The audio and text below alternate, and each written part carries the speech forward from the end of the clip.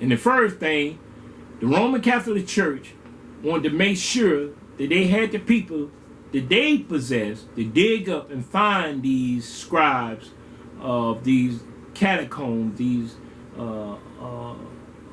parchment of the Dead Sea Scrolls, so they can take it to the Vatican and interpret it before they send it back out into population.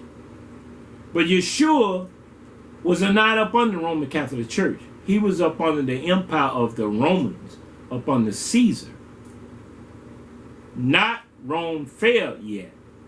He was still up under Caesar. That's why he told them, run unto Caesar what is Caesar, run unto Yahweh what is Yahweh.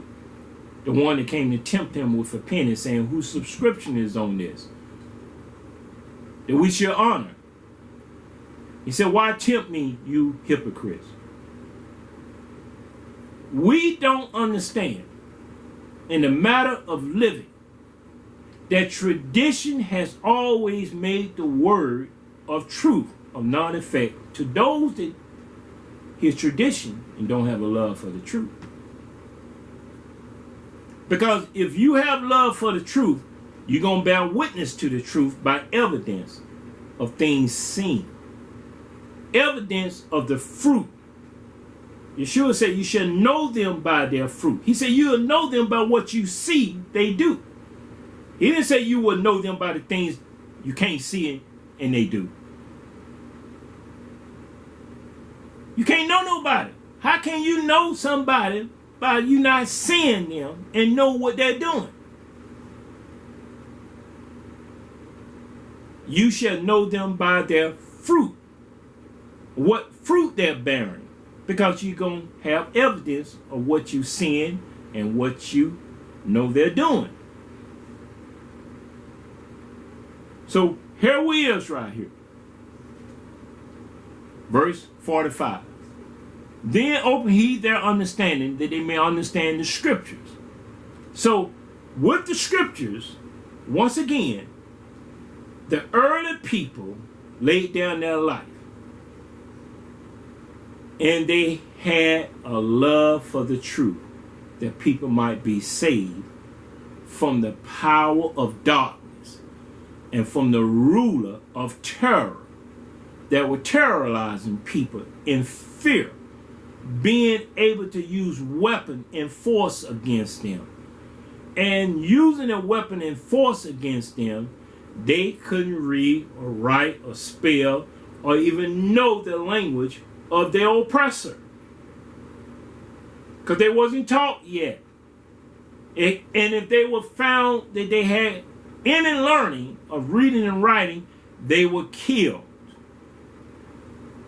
and body mutilated. For example, to put the fear in the rest of them, don't touch our books, don't read our language, don't learn how to speak our language, and don't write our language. We want to keep you dumb, ignorant, and unlearning so we can trample over you. That was people ruling over other people to their own hurt. Own hurt. Now, verse 46. And said unto them, thus it is written, and thus it behooved Yeshua to suffer and to rise from the dead the third day, and that repentance and remission of sins should be preached in his name among all nations, beginning at Jerusalem. And you are witness of these things. So he left them to be witness of these things that he was saying. So they can't be witness of evidence of things not seen. You see, the doctrine is so down that it's not logic for a person in their right mind to be taken away by faith teaching. You cannot have a love for the truth and you say you live by faith. Period. And you can't bear fruit unless you speak the truth one to another. Let's read on. I'm coming back here. Now, Matthew chapter 5, verse 17 and 18, verse 19, verse 20. Yeshua said, for I say unto you that except your righteousness shall exceed, go beyond, shall exceed, way past the scribes and Pharisees, you shall in no case enter into the kingdom of heaven. This is what he was saying. If you sing that you got righteousness, and if it don't surpass to go beyond the tradition of the scribes and Pharisees, because they're going to leave you with tradition. The scribe going to write tradition before your eyes. They're going to put things into play that was not of the spirit of Yahweh, Yeshua, or the spirit of truth. It was the scribes with the religion set of the Pharisees that Yeshua said, beware of the doctrine of the Pharisee, the teaching of the Pharisee. And if you think you got righteousness of living right and doing right, yet you stay in tradition of the scribes and Pharisees, you shall in no case enter into the kingdom of heaven, because he's not going to let you get there. He's going to say, depart from me, ye workers of iniquity, I never knew you. If you think you don't have the mind that you should consider to live under his law, in his law, to live in a righteous manner of speaking the truth and living by truth, communicating in truth, then you have deceived your own self, and Yahweh is not mocked. For whatsoever a man or woman sows, so shall they reap. You'll reap what you sow. He don't have to kill you and let you walk around being down. And when the last breath of damnation leave that vessel, you will spend eternity in a lake of fire. He's not mocked. You can't mock him, because he don't execute judgment to destroy you. You don't even know you're walking dead already. He already have destroyed you. You just haven't been cast into the lake of fire yet, because that's where the soul is going. The corpse is still here on this earth. The same earth that he came into is still here today. The same heaven that he came into is still here today. The law has not been fulfilled in everything that he wrote it to be fulfilled in. He wrote the law. The law is holy, just, and good if a man use it lawfully. We'll get to that. Let's go over to the book of Isaiah, chapter 2. Book of Isaiah. We're going to read this here, so you can see the prophets. Then we're going to go to the book of Psalms. Isaiah chapter 2, verse 1.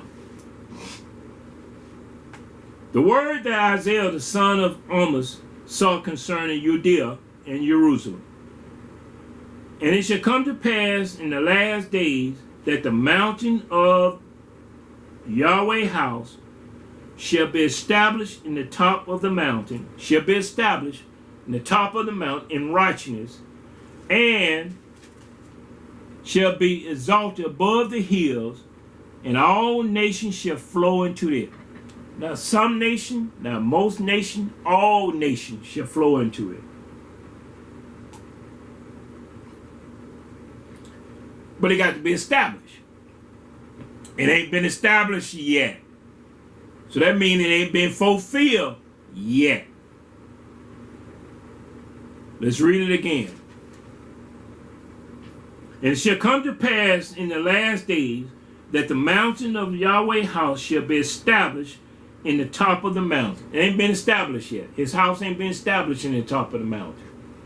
And shall be exalted above the hills. It ain't been established yet. And all nations shall flow into it. We know that ain't took place. Verse 3. And many people shall go and say, come you. Excuse me.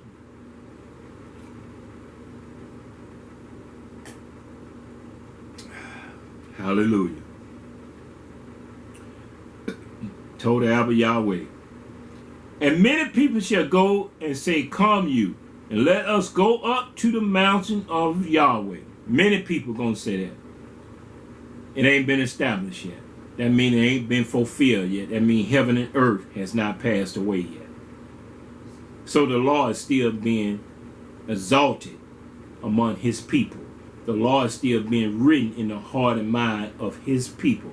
The wicked don't want it. The warning is for the wicked. But the encouragement is for those that obey the law and keep it in their spirit, in their mind, to know it governs you. Keep the law of Yahweh. Don't let Satan steal that from you.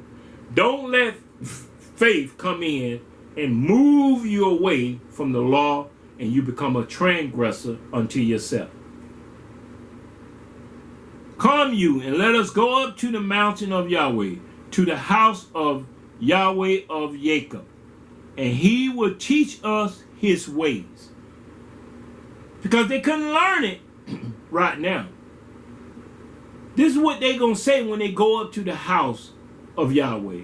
They want Yahweh to teach them of his ways, and we will walk in his paths. Once he teach them, they say we can walk into it. But he's trying to teach you now to walk into it. He's trying to get you into his law, to walk into his spirit of his law. He's trying to get you to be established in him now. So when that day comes, you won't be them saying these things. You'll be found in him. He'll say, well done, that good and trustworthy servant. Trustworthy. You're worthy to be trusted in knowing me, serving me. You kept my saying, and you obeyed my voice. Well done, that good and trustworthy servant. Not faithful. Trustworthy. Truthful servant. Let's read on. And we will walk in his paths. For out of Zion shall go forth the law. And Zion is in his people. Zion is in the name of Jerusalem, who he's married to. My delight is in her. That's what it means he been married to Jerusalem. My delight is in her. Her name was called Hephzibah. It's my wife's name is called Hephzibah. My delight is in her. And that's what the marriage consists of. So Yahweh is trying to prepare us to walk in his law, to stay in his law. And the word of Yahweh from Jerusalem. So if we don't understand this right here, I'm going to read it to you again, because Isaiah said this, verse 1, 2, and 3. But I'm going to read it to you over here in the book of Micah. Right after the book of Daniel. I'm going to take you through Hosea, Joel, Amos, Obadiah, Jonah, Micah. Chapter 4, verse 1. Michael chapter 4, verse 1. But in the last days it shall come to pass that the mountain of the house of Yahweh shall be established in the top of the mountain. Same thing Isaiah saying. These prophets was in one spirit and one mind of Yahweh. Yahweh's in one mind, not two or three minds. He's in one mind. He put his self-same spirit in these people that there be no division among them, and what he's saying to them, so they can address the people. And Micah addressed these people by the same spirit that Isaiah is saying will be fulfilled in the last days. The last days has not been fulfilled yet. So the law ain't done away with yet. Heaven and earth has not passed away yet. In the top of the mountain, it shall be exalted above the hill, and the people shall flow into it. And many nations shall come and say, Come, and let us go up to the mountain of Yahweh, and to the house of the Creator of Jacob. And he will teach us of his ways, and we will walk in his paths. For the law shall go forth out of Zion, and the word of Yahweh from Jerusalem. Now, as you see this right here, you don't understand that this is being fulfilled right before your eyes. Right here, both of them are saying the same thing, Isaiah and Michael, in the last days. In the last days. We have forgotten how to exercise the spirit of truth. Because when Isaiah said this right here, over here,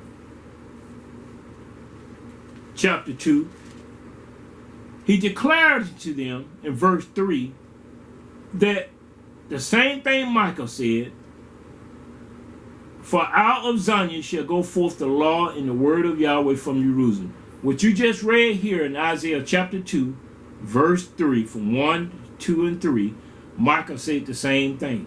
Now, let's go to Isaiah chapter 42. Isaiah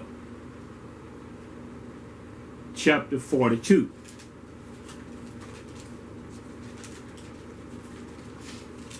Isaiah chapter 42 will start in verse 1. And we're going to see this, how this is manifesting right here. Out of this right here. Chapter 42, verse 1. Behold, my servant whom I uphold, my elect, in whom my soul delighteth, I have put my spirit upon him. And he shall bring forth judgment to the Gentile. He shall not cry, nor lift up, nor cause his voice to be heard in the street. A bruised reed shall he not break, and the smoking flat shall he not quench. He shall bring forth judgment unto truth, not unto faith. Johanna, John, they called the Baptist. He didn't have a last name. They put that on there.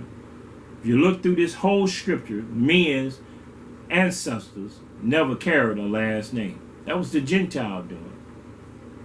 That's why they put Jesus and then put Christ in the midst, because that was their name. They put John because his name was Johanna in Hebrew. And they put John there. Then they put an added last name. He's a Baptist because he baptized people. So we're going to say John the Baptist. So, Johanna or Yeshua, neither one of them deal with the iniquity of the Gentile. But they brought what? Judgment and truth to the Gentile. Johanna told King Herod it was not lawful for him to have his brother's wife. That was judgment and truth at the same time. At the same time, Yeshua told them that their work was of the devil, their father, and the work of their father they shall do. That was the truth and the judgment upon the Pharisees at the same time. The scribes at the same time among the Pharisees. These two men was being spoken of right here. And with both of them, he said, he shall bring forth judgment unto truth. And without truth, you can't have a solid judgment of justice. And without judgment, you will never know the truth of the matter. until someone found justice in the midst of judging the matter. Let's read on. He should not fail nor be discouraged till he have set judgment in the earth, and the owl shall wait for his law. You see, you can't escape the truth of living in the earth without the law. And the law is to govern you, so in a matter take place between you and somebody else, justice can prevail because someone is telling the truth and someone is telling a lie. And judgment gonna bring forth the truth. The truth. Verse 5. Thus said Yahweh, Yahweh the Creator, He that created the heaven and stretched them out, and He that spread forth the earth, and that which come out of it, and He that giveth breath unto the people upon it, and spirit to them that walk therein. I, Yahweh, have called you in righteousness, will hold your hand, and will keep you, and give you for a covenant of the people, for a light of the Gentile. And that's what the Hebrews supposed to be. They're supposed to be grafted in, the Gentile, into a Hebrew nation of 12 tribes. Not a tribe they try to make of their own. They come into the tribe of the Hebrew people that Yahweh made a covenant with, that they may worship Him in spirit and in truth. They may obey Him and keep His laws and commandments, and do His statutes and learn of His way. And the prophets was there to warn them when they got out of the way that you're going astray. You need to come back to your first love. The law was there to govern their mind and heart, to keep them in truth. Truth. So their soul would not be damned for eternity in the lake of fire that was prepared for the devil and his angels. Verse 21. Isaiah 42, verse 21. The Lord Yahweh. And that's why I told you the scribes will put these things into place, and you'll call him Lord, Master, and don't know what master you're serving. We call him Yahweh, the maker and creator of heaven and earth. Yeshua, His only begotten Son. Yahshua. Yahweh is well pleased for His righteousness' sake. He will magnify the law and make it honorable. He will do this. He will magnify the law and make it honorable, not destroy it. You can't just, how can you destroy something that you want to make it magnified and honorable? And heaven and earth ain't passed away yet. Isaiah 51. Let's go to Isaiah 51. Chapter Isaiah 51. Told Abba Yahweh. Verse 4. And we're going to read right here. Isaiah 51. Verse 4. Make sure I got this.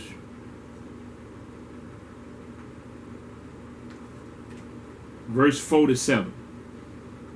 Listen unto me, my people, and give ear unto me, O my nation. He said, hearken unto me, my people, and give ear unto me, O my nation, the 12 tribes. For a law shall proceed from me, not from them, not from Pharaoh, not from the heathen around about them.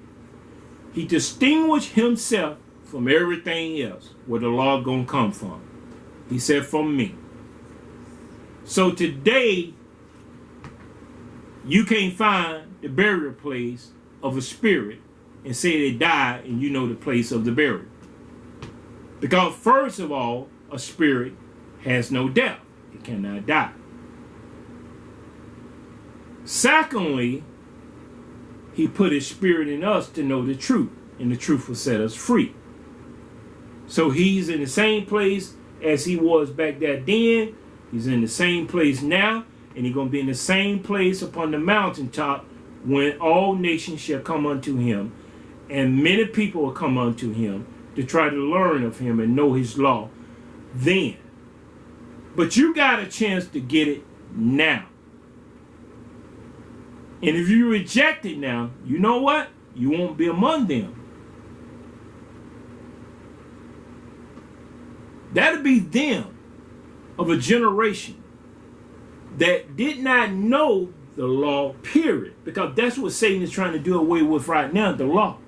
So if this world continues to exist 100 years from now, most people is not going to have this law to govern them. It's going to be done away with. Satan going to make another thing, and it won't be by the law of Yahweh. It won't be by the law of man. It'll be by his own lawless society. They'll judge and do that which is pleasing in their own sight. By force and violence. That's what he's trying to bring forth. And he got the robots that he gonna magnify and enhance their ability to govern us, to watch out for us, to kill us, to enslave us, because we were not worthy of ourselves. That's why the rich man is inventing these things and stuff. He's inventing it because he's the disciple of Satan. Why would you want to invent something, machinery, that has the authority and power to rule over another person? That's Satan doing it. Let's read on. Listen unto me, my people, and give ear unto me, O my nation. For a law shall proceed from me, and I will make my judgment to rest for a light of the people. Both of them is right there together. My righteousness is near. My salvation is gone forth, and my arm shall judge the people. The owl shall wait upon me, and on my arm shall they trust. Lift up your eyes to the heaven, and look upon the earth beneath.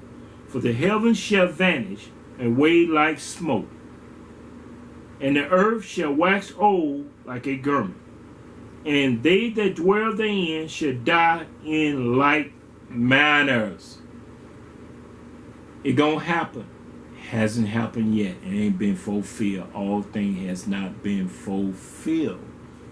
Yeshua said, till heaven and earth pass away, not one jot or tittle shall in no wise pass from the law until all be fulfilled.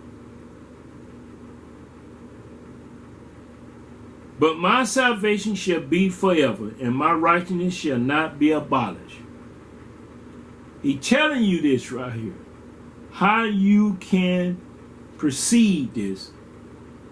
Verse 7, hearken unto me, listen unto me again, you that know righteous, the people in whose heart is my law.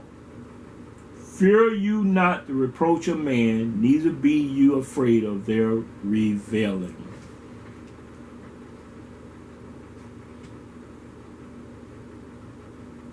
Yahweh has placed his law upon his people's mind and conscience to do his will. That's why we're able to stay in the spirit. That's why we're able to discern between those that serve him and those that serve him not. That's why we have the mind to know how to comfort people and to help people. Because we're governed in helping by the law. We're governed in helping by the judgment. We're governed and helpers by the spirit of truth.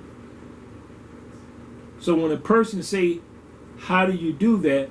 Why did you do that? Because it's been done on behalf of us by the spirit of our creator that created you and me and allow us to live in his earth together as human beings. Beings. Not what Satan want to make us, damn, and make us zombies and make us dead while we walking upon the face of the earth. As human beings, his image and likeness, we should treat one another with love and kindness. We should be ready to distribute it to those that have need, to help one another. If you got more, help those that have less. I have less, because I have not taken this ministry and used it for profit or gain. Because I feel Yahweh. He has ministered to me enough for me to know he is not mocked. That every outer word I speak, I got to give account unto. By my words, I'm going to be justified. By my words, I'm going to be condemned. Every outer word that a man speak, he got to give account to. If I say something that is idle and not true and that is in vain and that is covering after something or something, I got to give account for that. I'd rather monitor my words and make sure I'm not covering after anything. So when I ask, I can receive, because I'm not asking amiss that I may covet after my own lust. Design what you have. But the ministry, freely I receive and freely I give. If I ask anything of anybody, they will tell you, Sophia made sure that their brothers and sisters, aunts or Emma, mothers or fathers, sisters or brothers in Yeshua that is serving him. I'm not going to ask anything from the wicked. I don't want the wicked belonging. That I know are wicked.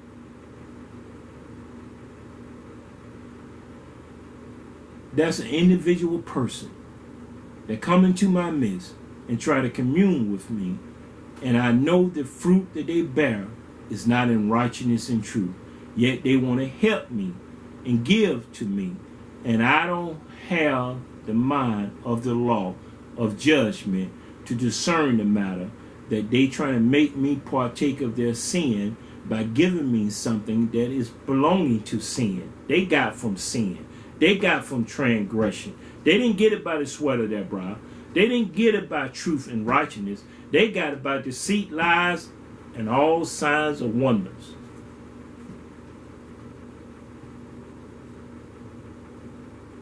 So it's very few people that want to help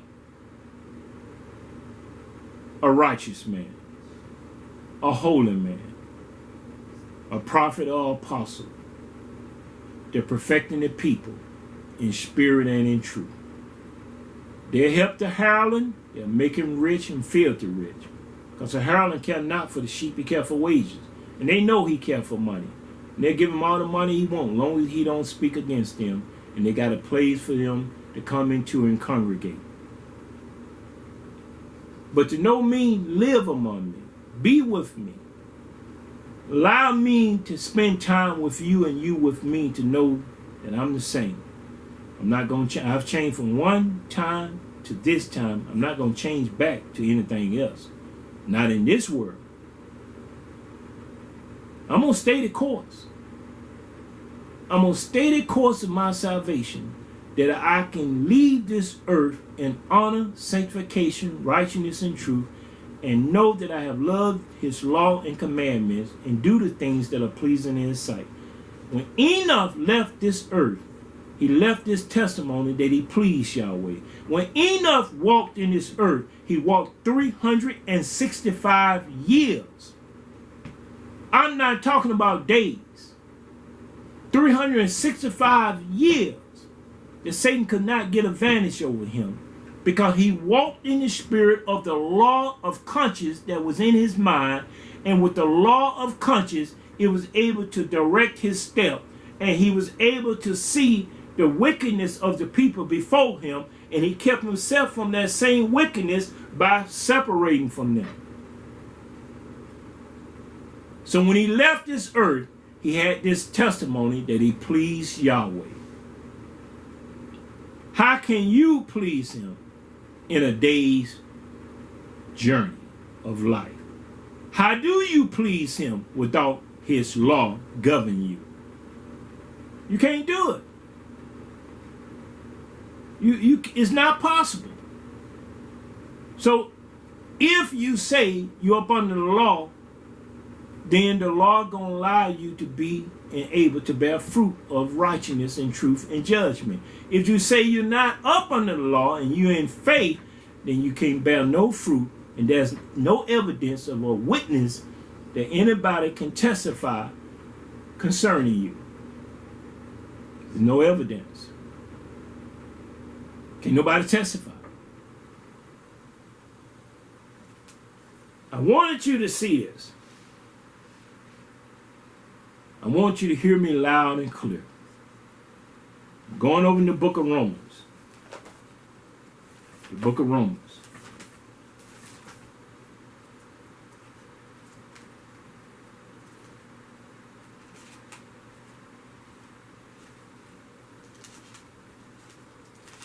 We're going to go to Romans chapter 7. Romans chapter 7. We're going to start at verse 1. And I want to come down here and I want to read this into you what Paul was wrestling with when Satan was able to use him and make him think that the law was evil. The law was not necessary for him to live by. So you can see how the scribes going to put this and how Yahweh's scribes going to magnify the law and make it bright that the righteous can see the truth of the matter. Going to magnify the law, just like I read into you in Isaiah chapter 51 from 4 to 7. Isaiah 42 from 2 to 4 and verse 21. He magnified the law and made it honorable. Let's see what Paul said here. The true Saul of the Hebrew that understood what was taking place, not the scribes of the Pharisee. Know you not, brethren, for I speak to them that know the law. And I'm speaking to those that know the law.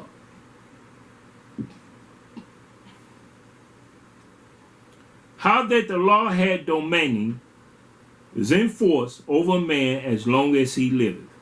Ask him that question. Do you know that? I'm asking you, do you know that? Do you know that the law has dominion over you so long as you live? But if you say you're up under faith, you're not up under the law. You got liberty to do that which is pleasing in your own sight. You ain't going to be governed. You ain't going to be corrected, instructed. You ain't going to be told what to do, when to do, how to do it. You ain't going to be told nothing. For the woman which had an husband is bound by the law to her husband so long as he liveth. She's bound up under him so long as he liveth. But if the husband be dead, she is loose from the law of her husband. Now,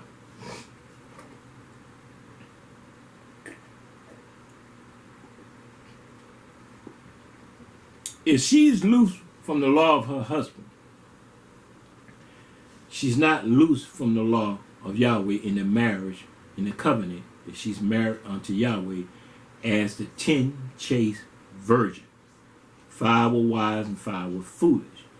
When you make a covenant unto Yahweh to say you're saved and you're living to serve him, he become your first husband. He can't die. There's no death in your making creator. It's only death in the flesh. It's a separating of which way the spirit of the soul going to spend eternity in the place that he desire for it to go, according to their works and fruit that they lived in this earth by. But he is the first husband unto man and woman. He is. Me married to Hephzibah, I'm a second husband. When I am taken from this earth, if she still be here, she's still in her covenant married unto Yahweh. She can't go horn out there and take somebody else. Because marriage is honorable in all things. Yahweh has magnified the law and made it honorable. That she stay honorable unto him. Because he don't have to place her with another man. The man is gone. She's loose from the law of the second husband. Not loose from the law of her first husband. That's dealing with her salvation, dealing with her soul. Now another man may try to come in and want to have her as a widow because she's vulnerable and he might think she's lonely. He can say the right word to her. I love you. I like to be with you. It's time to move on and everything else and just take my hand. But Yahweh's the same yesterday, today, and forevermore. He changed not. He'll take the first one for himself because he is the husband. The second one he can remove to bring him unto him, and he'll take the woman at her appointed time or the man at his appointed time and put them back together in a new body. Where there's no death, no sickness, no separation, no weeping, no crying. None of them have to deal with a sexual intercourse. They deal with a life course, living course, without sin, without a menopause, without a flower, without a man have to go and try to have something else in the time of his wife going into her flower and stuff. None of those things going to be taking place there. You have a new body. You're being a new creation because you was found trustworthy in this earth to inherit the kingdom of heaven. Flesh and blood is not going to inherit the kingdom of heaven. Read on. So then, if while her husband liveth, she be married to another man, she shall be called adulteress. But if the husband be dead, she is free from the law, so that she is no adulteress, though she be married to another man. Wherefore, my brethren, you also become dead to the law by the body